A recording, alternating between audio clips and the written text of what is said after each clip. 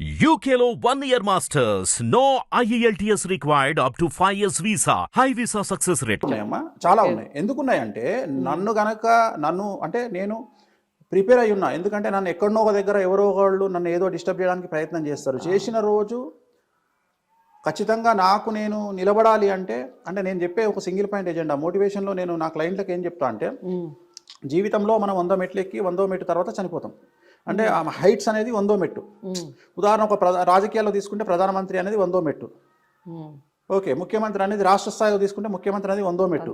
So అట్లా ప్రతిదీ ఉండే. ఐఏఎస్ అంటే ఒక చీఫ్ సెక్రటరీ స్థాయి 100వ మెట్టు, ఐపీఎస్ అంటే డీజీపీ స్థాయి 100వ మెట్టు. ఇట్లా అన్ని మెట్లలో మనం ఎదుగుతున్న క్రమంలో ఇప్పుడు ఉదాహరణ నేను 60వ మెట్టు మీద ఉన్నాను అనుకుంటే నేనేమంటా అంటే 60వ మెట్టు మీదనే చనిపోవాలంట. 59 కూడా రావద్దు.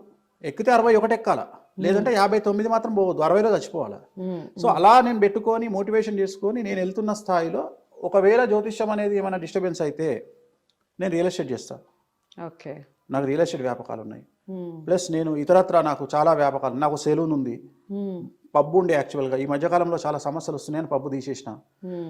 తర్వాత ఇప్పుడు వేరే చిన్న చిన్న ఏవో ఒక బోటిక్ లాంటిది, ఒక సెలూన్ లాంటిది ఏవో పెట్టుకొని నడిపించుకుంటున్నాను. ఎందుకంటే సైడ్ ఇన్కమ్ ఉండాలి. ఇక్కడ ఏమైనా డిస్టర్బ్ అయినప్పుడు ఎప్పుడు లైఫ్లో ఫైనాన్షియల్గా పడిపోవద్దు అనేది నా ఉద్దేశం. అందుకని నేను చాలా ఇంతమందికి మనం అడ్వైజ్ చేసినప్పుడు మనం చాలా ప్రీ ప్లాన్డ్గా ఉండాలి. రెండోది ఏంటంటే ప్రతి ఒక్కడు ఏం మాట్లాడతాడు, అసలు వేణుస్వామి జాతకమే బాగుంటే వేణుస్వామి జాతకాలు ఎందుకు చెప్పుకుంటాడు అంటే వేణుస్వామి బాగున్నాడు కాబట్టే అందరికీ చెప్తున్నాడు. అంటే ఫైనాన్షియల్గా బాగుండాలి ఫస్ట్ వేణుస్వామి. ఎందుకంటే మరి ఇన్ని పూజలు చేస్తే నువ్వు ఎట్లా సక్సెస్ అయినావు, నువ్వు సక్సెస్ కాకుండా వేరేటోడు ఎట్లా సక్సెస్ అవుతాడు అంటే వేణుస్వామి సక్సెస్ అయిన తర్వాతనే వేరేవాడు సక్సెస్ అవుతాడు.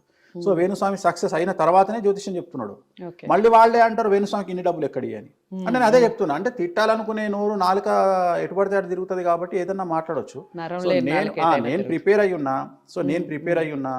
నేను ఇది కాకుండా ఇంకా 100 చేసుకుంటా, ఇవి కాకుండా ఇంకా 100 చేసుకోవడానికి సిద్ధంగా ఉన్నా. రెండవది నాకు అంత నెసిటీ కూడా లేదు. కారణం ఏంటంటే నాతో పాటు నా వైఫ్ కూడా సంపాదిస్తుంది. తను 2 షోలు చేస్తే చాలు సంవత్సరానికి. సో ప్రాబ్లమే లేదు. నెలకు 2 షోలు చేస్తే చాలు. సో సంవత్సరం మొత్తం 10 షోలు చేసుకుంటే నేను హ్యాపీగా కాలమే కాలేసుకొని బతకొచ్చు. సో టెన్షన్ లేదు. రైట్. సో ఫ్యామిలీ లైఫ్ అన్నారు కాబట్టి ఇద్దరు కలిసి క్రికెట్ చూస్తారా? మీకు మాత్రమే క్రికెట్ పిచ్ ఉందా? క్రికెట్ పిచ్ చాలా ఉందమ్మా. చాలా షోస్ వెళ్ళినట్టుగా చూసా. నేను ఆస్ట్రేలియా కూడా వెళ్ళినా, నేను లండన్ కూడా వెళ్తా. నాకు ఎక్కడైనా అంటే ఆ మజా ఉన్న మ్యాచ్లకు వెళ్ళేవాడిని. బట్ ఆస్ట్రేలియా మ్యాచ్ తర్వాత నేను వెళ్ళడం మానేసిన. ఎందుకంటే ఏమైతుంది అంటే ఈ సోషల్ మీడియా యుగం వచ్చిన తర్వాత నేను చెప్పిన దాన్ని వాళ్ళు ఇష్టం వచ్చినట్టు దాన్ని ఎడిట్ చేసుకొని నన్ను చాలా డిగ్రేడ్ చేయడానికి చాలా తీవ్రమైన ప్రయత్నాలు చేస్తూ ఉన్నారు.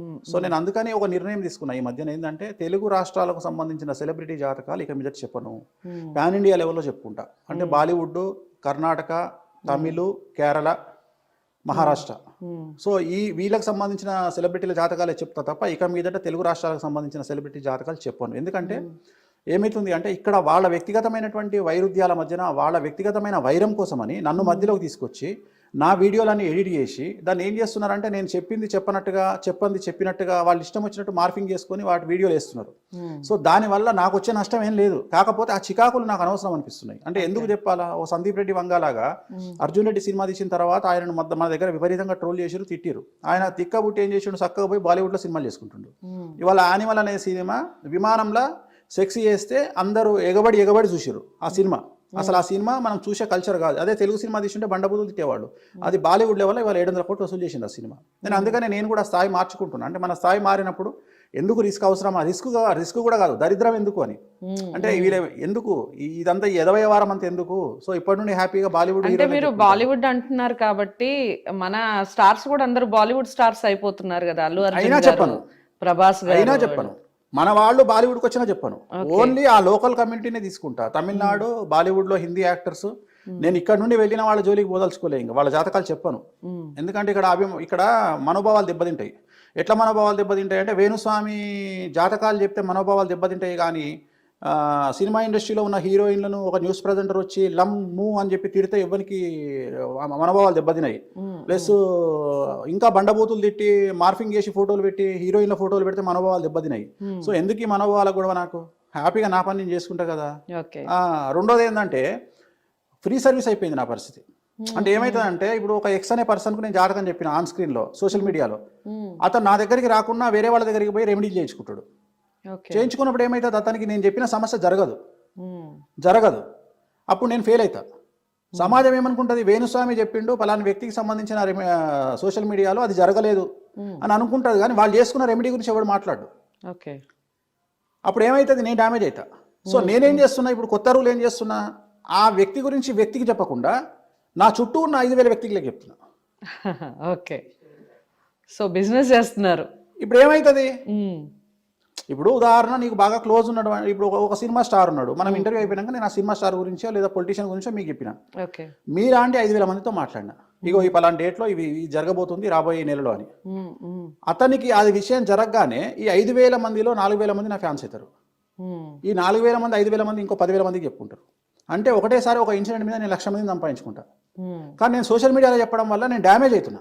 ఓకే, సో అందుకని నేను ఆపేసిన. ఇప్పటి నుండి ఏం చేయదలుచుకున్నా, ఎందుకంటే రాజశేఖర రెడ్డి గారి డెత్ గురించి నేను రాజశేఖర రెడ్డి గారికి చెప్పడం, ఆయనకు చెప్పలే, బట్ వాళ్ళ బావమరిదికి చెప్పిన, రవీనాథ్ రెడ్డి గారికి చెప్పిన, అట్లనే చంద్రప్రతాప్ రెడ్డి గారికి చెప్పిన, జగన్ జైలుకి వెళ్తాడని చెప్పి మళ్ళీ వాళ్ళకే చెప్పిన, అట్లనే రాజశేఖర రెడ్డి గారు చనిపోతారని ఒక 1,500 మంది విఐపీలకు చెప్పిన.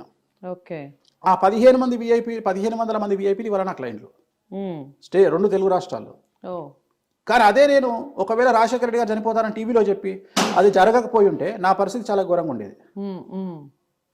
సో అందుకని నేను ఏమంటున్నా, ఇప్పుడు ఇది బెస్ట్ నాకు, ఈ పబ్లిసిటీ బెస్ట్ నాకు దానికంటే. అందుకని ఇప్పటి నుండి ఏం చేస్తున్నా, వద్దు నాకు, నేను జనాల్లో చెప్పను. ఇంకోసారి నేను ఏదైనా ఉంటే డైరెక్ట్గా చెప్పుకుంటా, జనాలకు నా సర్కిల్కి చెప్పుకుంటా తప్ప మీడియాలో చెప్పను. డ్రెస్సింగ్ గురించి మాట్లాడదాం. వేణుస్వామి గారు రకరకాల డ్రెస్సులు వేస్తారు, రకరకాల గెటప్స్ వేస్తారు అని మామూలుగా మాటలు బయట వినపడుతూ ఉంటాయి. కారణం ఏంటంటారు? మీరు ఆధ్యాత్మికంగా ఉన్నప్పుడు ఒక టైప్ ఆఫ్ డ్రెస్లో ఉంటారా, లేకపోతే కామన్గా కూడా ఇదే టైప్లో ఉంటారా? బయటకు వెళ్ళినప్పుడు మిమ్మల్ని టీ షర్ట్లో చూడటం, రకరకాలుగా చూడటం, దాని గురించి కూడా కామెంట్స్ చేయటం జరుగుతుంది. బిఏ జర్మనీ ఓకే, జర్మనీలో ఉన్నప్పుడు జర్మన్ లాగా బిహేవ్ చేయడం ఒక సామెత ఉంది.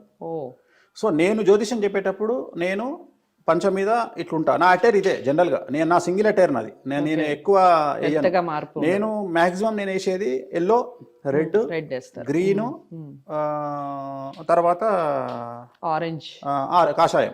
ఈ 4 నా రెగ్యులర్గా. దాంట్లో ఎల్లో నాది రెగ్యులర్గా ఉంటుంది. కారణం ఏంటి అంటే, బగాలాముకి రాజశ్యామల పూజ చేసే వాళ్ళందరూ వెంకటేశ్వర స్వామి వారిని పూజ చేసే వాళ్ళకు దీన్ని లెమన్ ఎల్లో అంటారు.